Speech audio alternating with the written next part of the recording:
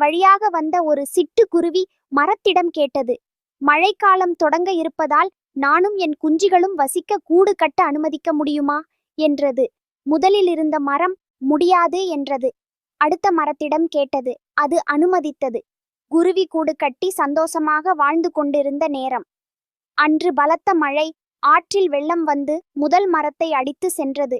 தண்ணீரில் இழுத்து செல்லும் பொழுது குருவி சிரித்துக்கொண்டே சொன்னது, எனக்கு வசிக்க கூடு கட்ட இடமில்லை என்று சொன்னதால் இப்போது தண்ணீரில் அடித்து செல்லப்படுகிறாய் என்றது. அதற்கு மரம் கூறிய பதில், எனக்கு தெரியும், நான் வலுவிழந்து விட்டேன். எப்படியும் இந்த மழைக்கு நான் தாங்க மாட்டேன். தண்ணீரில் அடித்து செல்லப்படுவேன். நீயும் உன் குழந்தைகளும் நல்ல வாழ்க்கையை வாழ வேண்டும் என்றுதான் உனக்கு இடமில்லை என்றேன். மன்னித்து விடு என்றது. குருவிக்கு கண்களில் கண்ணீர் பெருகியது. உங்களை யாரும் நிராகரித்தால் அவர்களை தவறாக நினைக்காதீர்கள்.